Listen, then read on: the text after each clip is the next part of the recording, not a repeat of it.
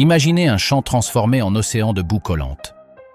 Au milieu, un titan d'acier de 300 chevaux rugit de rage, mais n'avance pas. Ses énormes roues arrière tournent à toute vitesse, creusant leur propre tombe dans la boue et projetant de la boue à 20 mètres. C'est l'image même de la puissance inutile. Félicitations. Vous possédez le tracteur le plus puissant du marché, mais il vient d'être vaincu par un peu de terre humide. Maintenant, regardez à côté. Le même modèle de tracteur, le même moteur et la même boue.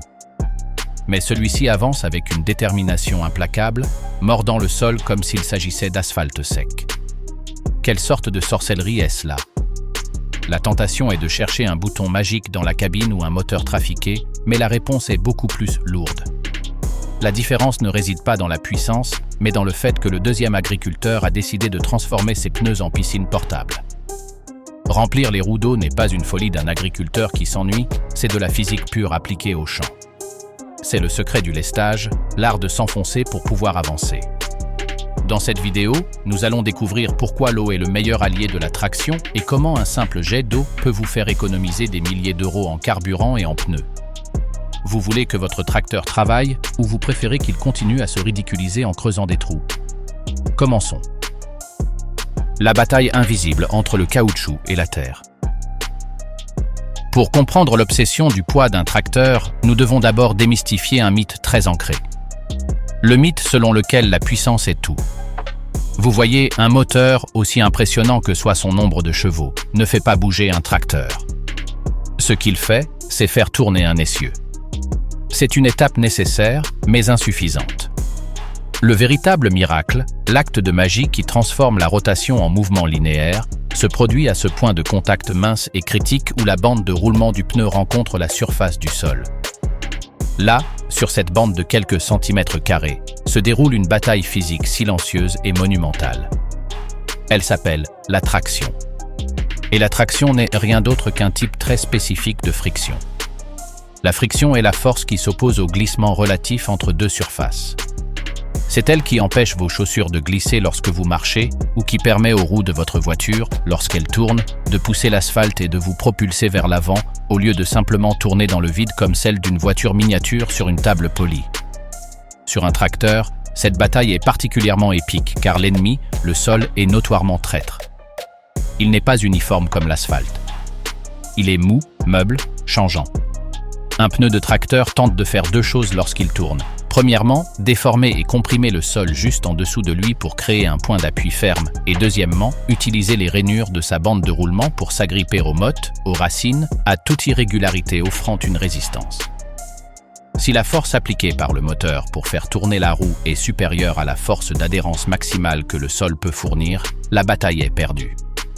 La roue vainc la friction, perd le contact et patine. C'est comme essayer de courir sur une piste de glace avec des baskets. Même si vos muscles poussent de toute leur force, vos pieds ne trouvent pas d'appui et vous finissez par agiter vos jambes en l'air sans avancer. Tout le travail du moteur, toute cette combustion de carburant, se transforme en chaleur, en bruit, en boue qui vole, en usure des pneus, mais pas en travail utile. C'est de l'énergie convertie en rage inutile. C'est là qu'intervient le concept crucial, le phare qui guide toute la conception des machines agricoles lourdes, la force de traction disponible. Ce n'est pas un chiffre fixe. C'est un potentiel, une limite théorique. Elle représente la force horizontale maximale qu'une roue peut exercer sur le sol avant que le patinage ne soit inévitable. Et cette force dépend, dans une proportion écrasante, d'un seul facteur, le poids qui repose sur cette roue.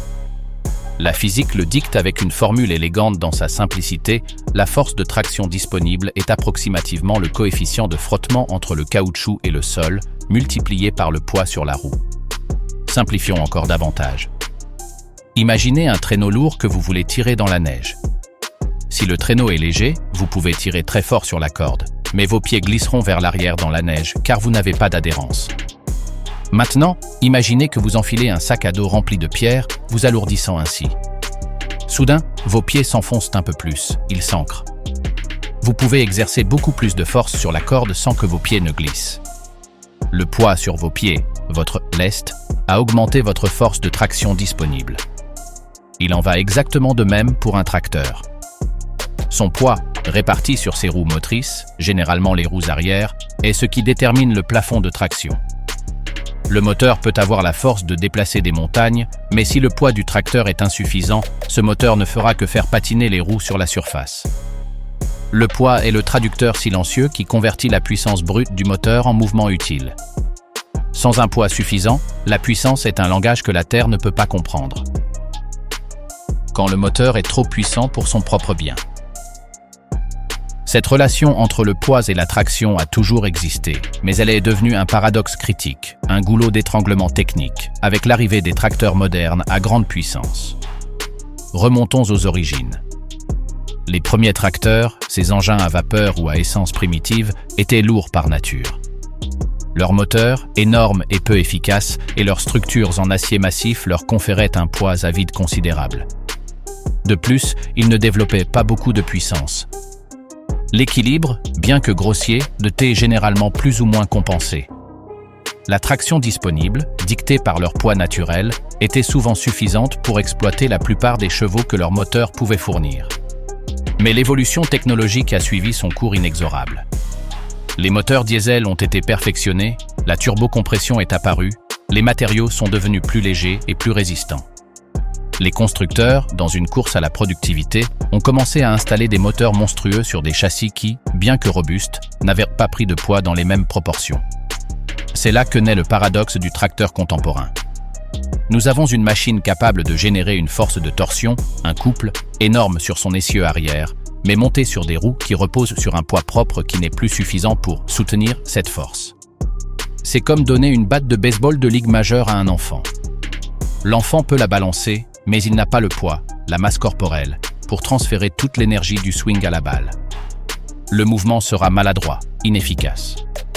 Ou, pour utiliser une analogie automobile plus claire, c'est la différence entre une voiture de sport de 500 chevaux sur une piste asphaltée sèche et la même voiture sur une route verglacée.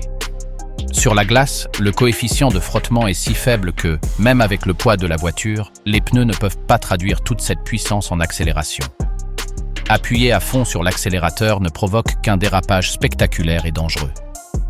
La solution pour la voiture sur la glace est d'utiliser des chaînes ou des pneus cloutés, qui augmentent artificiellement le coefficient de frottement. Pour un tracteur dans la boue, augmenter significativement l'adhérence de la bande de roulement a une limite pratique. On ne peut pas mettre de chaîne pour travailler un champ labouré, elles détruiraient le sol. La solution ne consiste donc pas à améliorer l'adhérence des pneus, mais à augmenter le poids du corps qui le pousse contre le sol. Ce poids supplémentaire, stratégiquement placé, s'appelle un lest. Le lest n'est ni un caprice, ni un palliatif. C'est une nécessité physique incontournable pour qu'un tracteur de forte puissance remplisse sa fonction. Le poids à vide du véhicule sert de base, mais il est rarement suffisant. Pour atteindre son potentiel, pour que chaque cheval vapeur, chaque newton-mètre de couple puisse être utilisé pour tirer une charrue, un semoir, une moissonneuse, le tracteur doit augmenter sa masse. Il doit prendre du poids pour gagner en autorité sur la terre.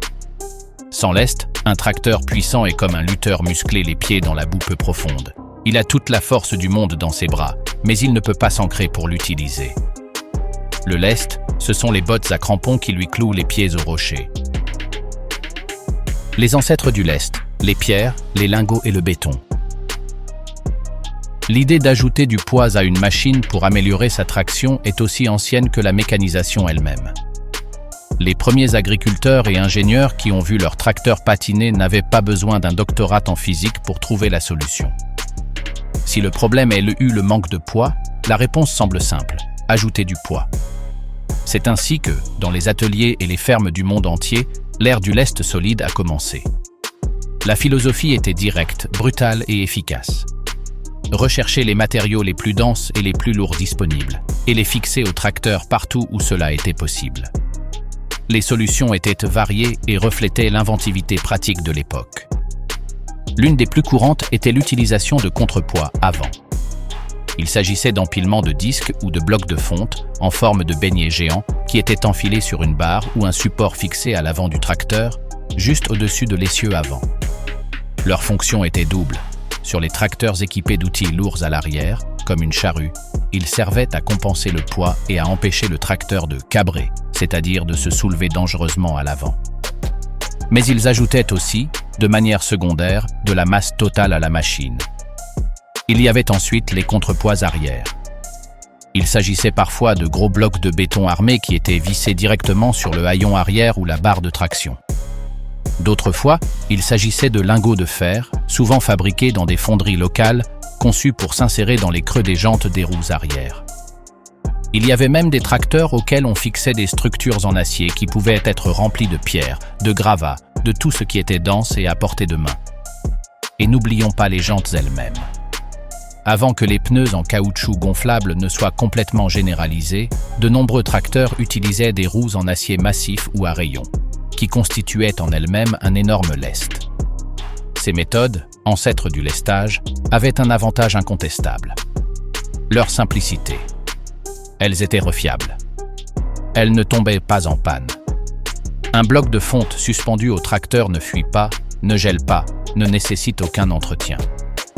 Mais leur rudesse cachait, et cache encore, une série d'inconvénients majeurs que les ingénieurs n'ont pas tardé à identifier. Le premier, et le plus dévastateur à long terme, est le compactage excessif du sol. Pensez-y. Tout le poids d'un tracteur, plus le poids supplémentaire de centaines de kilos de fer ou de béton, est concentré sur une surface de contact relativement petite, l'empreinte de ses pneus. La pression par centimètre carré est énorme. Lorsque ce tracteur traverse un champ, surtout si le sol est humide, ce poids ne se déplace pas seulement, il s'enfonce.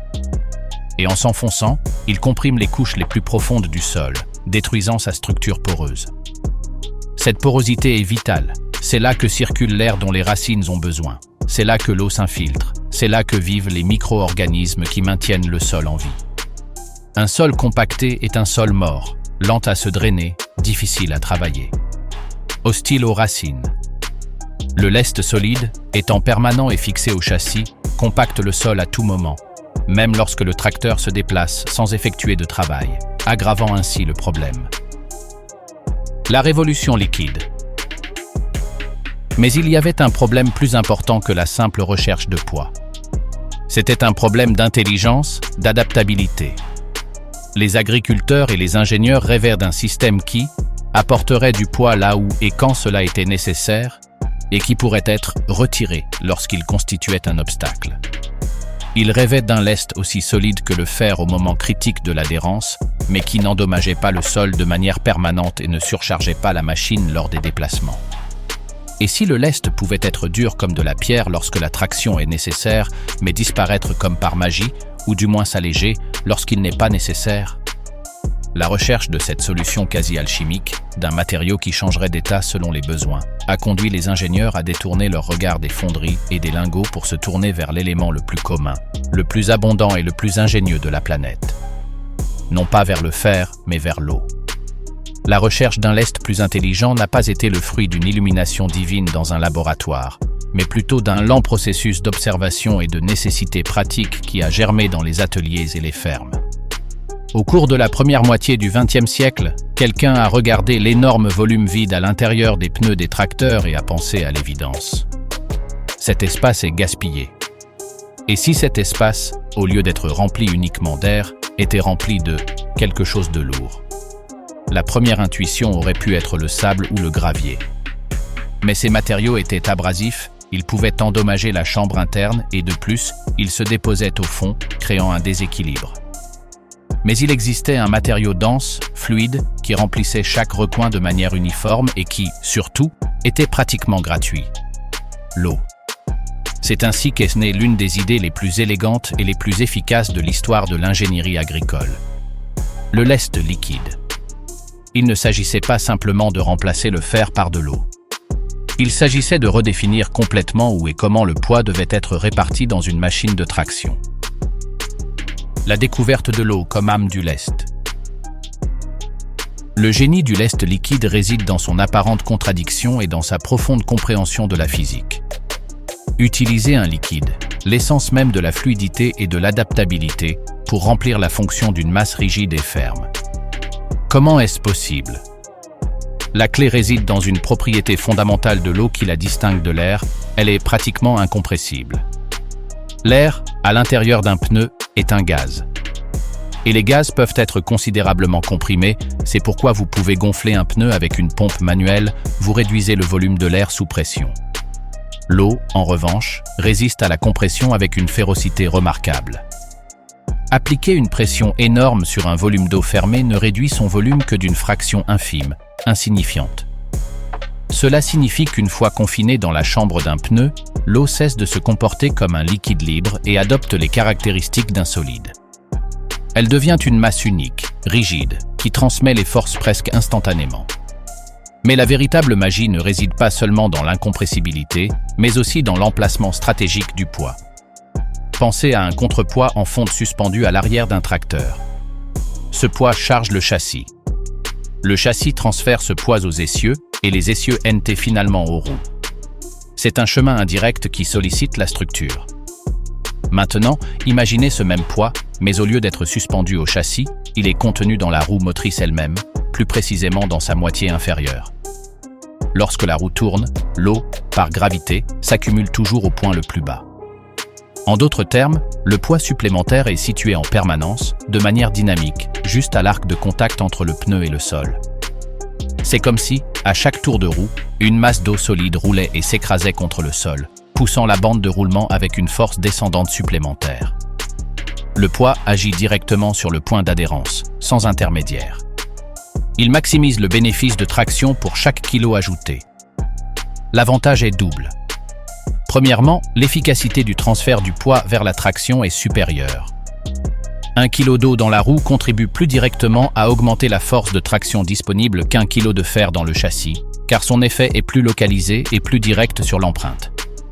Deuxièmement, et c'est peut-être plus important, le centre de gravité du tracteur reste bas. Le poids de l'eau se trouve en bas, près du sol, à l'intérieur des pneus.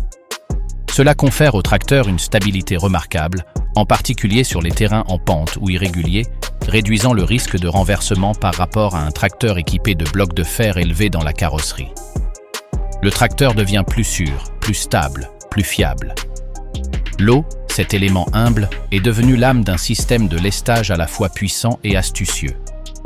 Mais bientôt, les pionniers de cette technique se sont heurtés à un ennemi redoutable, qui transformait leur ingénieuse solution en une bombe à retardement pendant les mois froids, l'hiver. Ce n'est pas seulement de l'eau, la formule secrète contre l'hiver. La découverte fut douloureuse, littéralement. Dans une ferme de l'hémisphère nord, un agriculteur, satisfait du lestage liquide de son tracteur au printemps et en été, arriva un matin de décembre alors que le thermomètre affichait 10 degrés sous zéro. Le tracteur avait passé la nuit à l'extérieur. En s'approchant, il remarqua quelque chose d'étrange. Les énormes roues arrière, normalement rondes et tendues, semblaient déformées, avec des bosses étranges. Et lorsqu'il a essayé de le déplacer, le tracteur était complètement immobile, comme si ses roues étaient soudées au sol gelé. Pire encore, dans certains cas, la pression interne avait été telle que les chambres à air, voire les pneus eux-mêmes, avaient éclaté. En gelant, l'eau s'était dilatée. Et elle ne se dilate pas qu'un peu. L'eau augmente son volume d'environ 9% lorsqu'elle passe de l'état liquide à l'état solide.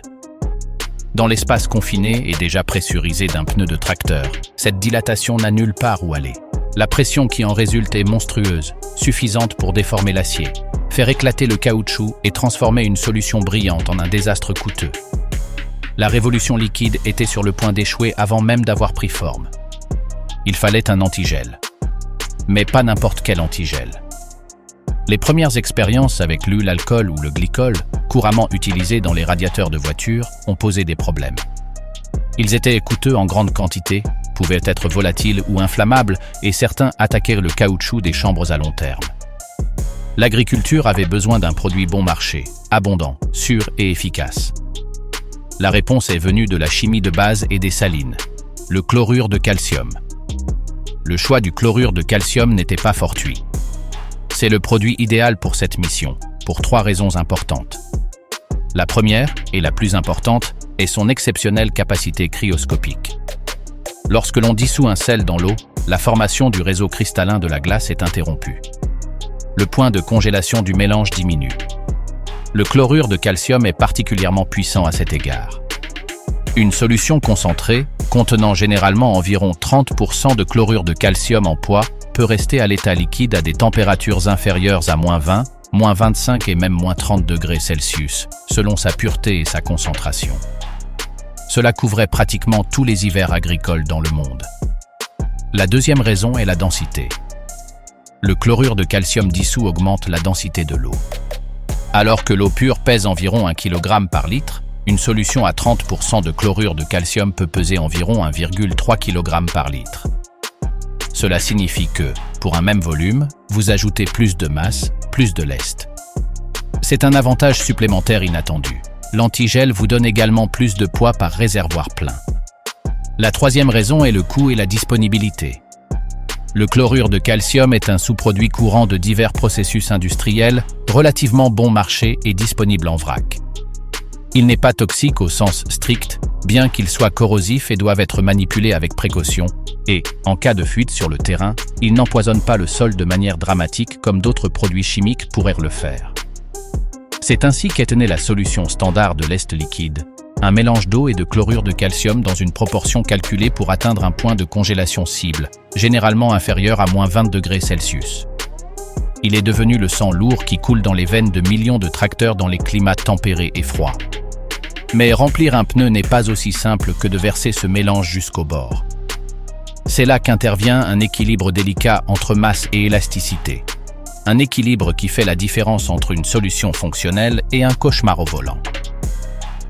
La danse précise des litres et des pressions.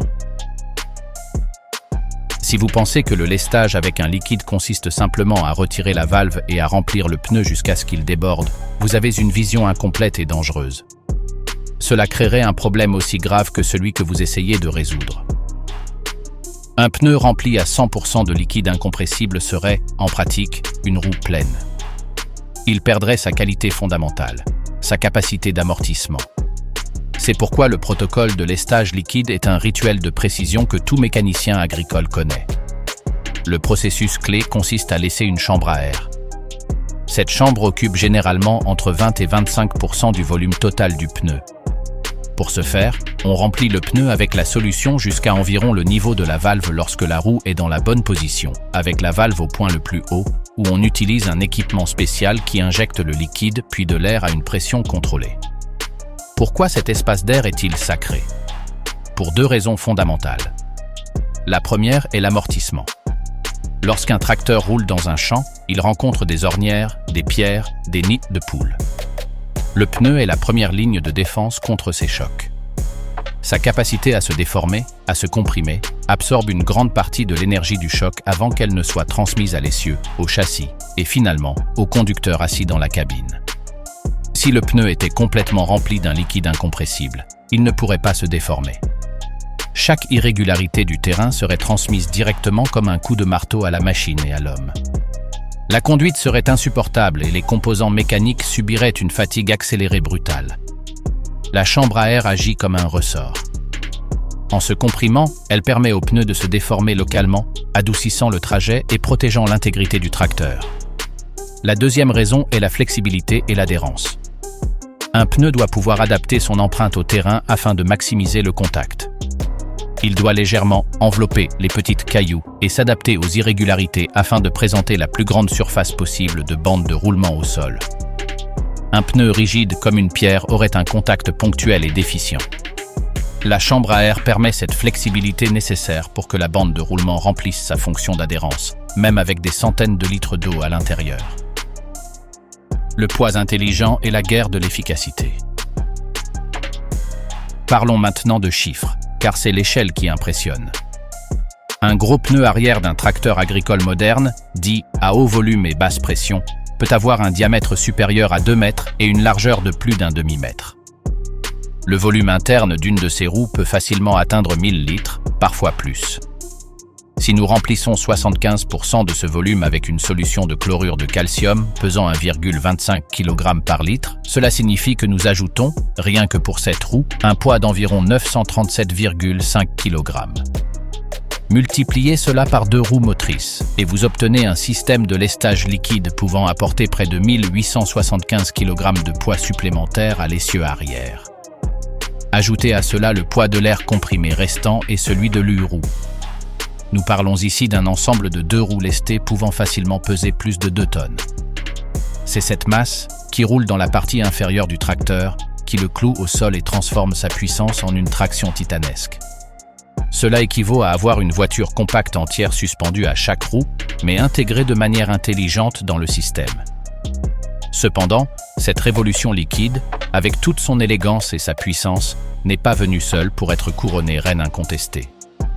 Elle a apporté avec elle son lot d'inconvénients, de débats pratiques et de purisme technique. Parce que l'eau, même avec ses sels, n'était pas parfaite. Et parce que le fait de maîtriser le poids soulevait une question encore plus profonde sur le contrôle. Une fois que le tracteur dispose du lest adéquat, une fois que ses roues sont des encres de liquide lourd, comment gérer cette puissance ? Vaut-il mieux un système qui dépend de l'expertise et de la décision constante du conducteur, ou un système qui automatise les décisions pour rechercher une efficacité maximale ? Le lest liquide a ouvert la porte, mais le seuil allait être le théâtre de la prochaine grande bataille. La guerre entre le fer immobile et l'eau qui roule, et au-delà, la guerre entre la main de l'homme et l'algorithme de la machine. Avec le tracteur solidement ancré au sol grâce à la révolution liquide, on pourrait penser que l'histoire du lestage connaît une fin heureuse. Mais en ingénierie, comme en agriculture, il n'y a pas de répit. Chaque solution soulève de nouvelles questions, chaque avancée révèle des failles inattendues.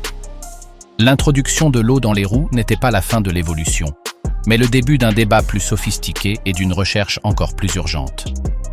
Car maintenant que le poids pouvait être contrôlé avec une certaine élégance, 2 fronts de bataille apparaissaient. Le premier, tangible et pratique, opposait 2 philosophies du poids, celle du liquide polyvalent contre celle du solide imperturbable. Le second, plus profond et avec des conséquences pour l'avenir même des terres cultivables, obligeait à se demander si le poids même qui donne la traction pouvait être en train de tuer lentement le sol. Et au milieu de ce dilemme, la technologie esquisse déjà les réponses de demain où le lest n'est pas seulement lourd, mais aussi intelligent. Lest liquide contre lest solide, l'éternel débat dans le domaine agricole. Dans n'importe quel atelier de machines agricoles, dans n'importe quel forum d'agriculteurs, le débat est lancé. D'un côté, les défenseurs du lest liquide, avec leurs arguments d'efficacité et de centre de gravité bas. De l'autre, les puristes du lest solide, qui brandissent la fiabilité à toute épreuve. Il n'y a pas de réponse universelle, car le choix dépend du type de travail, du climat, du sol et, surtout, de la philosophie du conducteur. C'est une guerre froide où chaque camp connaît parfaitement les forces et les faiblesses de l'ennemi. Commençons par le lest liquide. Ses avantages sont puissants et nous les avons déjà esquissés, mais il vaut la peine d'approfondir son côté obscur. Le premier inconvénient, et le plus redouté, est le risque de fuite catastrophique. Une crevaison dans un pneu lesté avec de l'eau et du chlorure de calcium n'est pas un simple changement de roue. C'est un désastre logistique. Non seulement il faut réparer ou changer le pneu, ce qui est déjà une tâche herculéenne en raison de son poids et de sa taille, mais il faut également vidanger des centaines de litres d'un liquide lourd, corrosif et sale. Le lest est perdu, du temps est perdu, et le sol de l'atelier ou du terrain où la fuite se produit est imprégné d'une solution saline qui n'est pas sans danger. Le deuxième inconvénient est la corrosion latente. Le chlorure de calcium est hygroscopique, il attire l'humidité, et corrosif. Si une solution mal équilibrée est utilisée, si la concentration est modifiée au fil des ans ou si des inhibiteurs de corrosion spécifiques ne sont pas ajoutés, l'intérieur du pneu et la valve elle-même peuvent subir une corrosion lente mais implacable. Une jante piquée à l'intérieur est un arrêt de mort et une défaillance soudaine d'un pneu de cette taille peut être extrêmement dangereuse. Le troisième inconvénient est un phénomène physique curieux, l'effet gyroscopique. Une roue avec une grande masse concentrée sur son périmètre, comme l'eau dans la partie inférieure, mais qui tourne à grande vitesse, acquiert une inertie gyroscopique considérable. Concrètement, cela signifie que la direction du tracteur peut devenir nettement plus lourde et plus lente à réagir lorsque le tracteur roule sur route à des vitesses de transport. La roue lest liquide contre lest solide, l'éternel débat dans le domaine agricole. Dans n'importe quel atelier de machines agricoles, dans n'importe quel forum d'agriculteurs, le débat est lancé. D'un côté, les défenseurs du lest liquide, avec leurs arguments d'efficacité et de centre de gravité bas. De l'autre, les puristes du lest solide, qui brandissent la fiabilité à toute épreuve. Il n'y a pas de réponse universelle, car le choix dépend du type de travail, du climat, du sol et, surtout, de la philosophie du conducteur. C'est une guerre froide où chaque camp connaît parfaitement les forces et les faiblesses de l'ennemi. Commençons par le lest liquide. Ses avantages sont puissants et nous les avons déjà esquissés, mais il vaut la peine d'approfondir son côté obscur. Le premier inconvénient, et le plus redouté, est le risque de fuite catastrophique. Une crevaison dans un pneu lesté avec de l'eau et du chlorure de calcium n'est pas un simple changement de roue. C'est un désastre logistique. Non seulement il faut réparer ou changer le pneu, ce qui est déjà une tâche herculéenne en raison de son poids et de sa taille, mais il faut également vidanger des centaines de litres d'un liquide lourd, corrosif et sale. Le lest est perdu, du temps est perdu, et le sol de l'atelier ou du terrain où la fuite se produit est imprégné d'une solution saline qui n'est pas sans danger. Le deuxième inconvénient est la corrosion latente. Le chlorure de calcium est au-delà de l'eau. Les lestages du futur sont déjà là. L'innovation en matière de lestage ne s'est pas arrêtée au chlorure de calcium. L'objectif est clair, obtenir un poids aussi adaptable que l'eau, mais aussi fiable et propre que le fer. Un poids que l'on peut activer et désactiver comme un interrupteur. Et cet avenir n'est pas de thé un fantasme. Il roule déjà, à titre expérimental et dans des flottes de grande valeur, dans certains champs. Le concept le plus révolutionnaire est celui du lest, à la demande ou à densité variable. Imaginez une roue de tracteur qui, à l'intérieur, ne contient pas de liquide, mais des milliers de petites billes ou plombs en fer. Imaginez maintenant un système d'air comprimé relié à cette chambre. Depuis la cabine, à l'aide d'un interrupteur, le conducteur peut injecter de l'air à haute pression. Cet air fluidifie la masse de billes, qui se comportent alors comme un liquide très dense. Dans cet état, les billes se répartissent dans la partie inférieure de la roue, ajoutant un lest énorme. Lorsque la tâche de traction élevée est terminée et que le tracteur doit se déplacer sur une route stable ou entrer dans le hangar, le conducteur active un autre cycle. Le système pneumatique remue et aspire les billes, les extrait de la roue et les stocke dans un réservoir auxiliaire situé sur le châssis. La roue reste légère, avec seulement de l'air à l'intérieur. Le poids supplémentaire a disparu. C'est le rêve de l'agriculteur devenu réalité. Un lestage maximal quand il est nécessaire, un lestage nul quand il gêne, le tout d'une simple pression sur un bouton, sans fuite, sans corrosion, sans liquide. La technologie est complexe et coûteuse, mais elle représente une direction sans équivoque, la dématérialisation programmable du poids.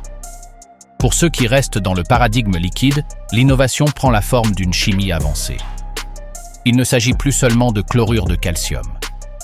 Des mélanges contenant des inhibiteurs de corrosion de dernière génération, souvent à base de nitrite, de molybdate ou de composés organiques, sont étudiés et utilisés. Ils forment un film protecteur microscopique à l'intérieur de l'acier, éliminant presque totalement le risque de piqûre.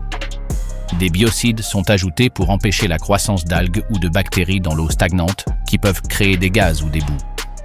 On expérimente même des fluides plus denses que l'eau salée, tels que des solutions à base de polycarbonate ou d'autres composés, qui offrent plus de lest par litre, permettant de remplir un volume moindre pour obtenir le même poids, et donc de laisser une chambre à air plus grande pour un meilleur amortissement. Il ne s'agit pas là de simples curiosités de foire. Ce sont des réponses à des problèmes réels exprimés par les agriculteurs. C'est une tentative de l'ingénierie pour combler les lacunes que le débat liquide-solide a mises en évidence. Mais il existe une lacune qu'aucun lest, aussi intelligent soit-il, ne peut ignorer, car ses effets se mesurent en décennies et sur la santé même de la Terre. C'est l'effet secondaire le plus important de tous. Le compactage du sol, la conséquence indésirable du poids parfait. C'est là le dilemme fondamental, le paradoxe tragique au cœur de la mécanisation agricole. Le même principe physique qui nous donne la traction, le poids qui presse le pneu contre le sol, est, à l'excès, un agent de destruction silencieuse. Le compactage du sol ne se limite pas à la surface marquée par les traces de roulement. Il est beaucoup plus profond et nuisible. Lorsqu'un tracteur de 10, 15 ou 20 tonnes, avec son lest, passe dans un champ, surtout si le sol est humide, son poids ne reste pas à la surface. Il se transmet vers le bas sous la forme d'une pression. Les particules du sol, qui dans un état sain forment une structure spongieuse et poreuse avec des agrégats stables et des canaux, pores, entre eux, sont littéralement écrasés. Ces pores sont les autoroutes de la vie du sol. C'est par eux que circule l'oxygène que respirent les racines et les micro-organismes. C'est par eux que l'eau de pluie s'infiltre vers les nappes phréatiques, et c'est par eux que les jeunes racines peuvent s'étendre facilement à la recherche de nutriments. Une couche compactée, qui se forme souvent à 20, 30 ou 40 cm de profondeur, juste en dessous de la couche labourée, agit comme un revêtement imperméable. Au lieu de s'infiltrer, l'eau s'accumule à la surface, provoquant l'érosion et l'asphyxie des racines. Les racines, confrontées à cette couche dure comme une dalle, ne peuvent pas la pénétrer. Elles s'aplatissent, se déforment et la croissance de la plante est sévèrement limitée. La récolte en pâtit. Le sol met plus de temps à se réchauffer au printemps et devient plus difficile à travailler. Ce sont des dommages qui peuvent persister pendant des années et qui s'accumulent à chaque passage inutile d'engins lourds. C'est là qu'intervient le tournant le plus moderne de l'histoire du lestage. Il ne s'agit plus d'ajouter tout le poids possible, mais d'ajouter le poids minimum suffisant. L'agriculture de précision fait son apparition avec ses cartes numériques, ses capteurs de charge sur les essieux et ses modèles informatiques. L'idée est radicale, au lieu que le tracteur porte un lest fixe pour la tâche la plus difficile de l'année, labourer un jachère lourde, on calcule le lest optimal pour chaque tâche spécifique et surtout, pour chaque zone du champ. Un capteur situé sur la barre d'attelage mesure la résistance de l'outil. Un GPS localise le tracteur sur une carte de productivité du sol. Un algorithme croise ces données et suggère, voire contrôle automatiquement, la pression de gonflage des pneus avec des systèmes de gonflage centralisés et, à l'avenir, la quantité de lest actif de ces systèmes à la demande. L'objectif n'est plus la traction maximale à tout prix. Le nouvel objectif sacré est l'équilibre. Suffisamment de poids pour effectuer le travail efficacement et sans patinage, mais pas un gramme de plus, afin de préserver la structure du sol. Le lest n'est plus un accessoire statique, mais devient une variable dynamique de la gestion agronomique. Le tracteur intelligent sait non seulement où il se trouve et ce qu'il fait, mais aussi combien il doit peser pour le faire avec le moins d'impact possible. Dans cette vision, l'eau dans les roues ou les billes de fer ne sont pas seulement des outils de puissance, mais les instruments d'un orchestre qui recherche l'harmonie avec la terre et non la domination sur elle. Alors, pourquoi remplit-on d'eau les roues des tracteurs ? La réponse, comme nous l'avons vu, n'est plus une simple question de poids. C'est le dernier chapitre visible d'une épopée qui a commencé par la frustration de voir un géant déraper. C'est la matérialisation d'un principe physique dans une solution d'abord rustique, puis chimique et maintenant numérique. L'eau, mélangée à du sel, enfermée dans une chambre à air à l'intérieur d'un pneu géant, est un symbole puissant. Elle symbolise la lutte éternelle de l'agriculteur pour dompter la nature, mais aussi l'évolution de cette lutte, de la force brute à l'intelligence appliquée.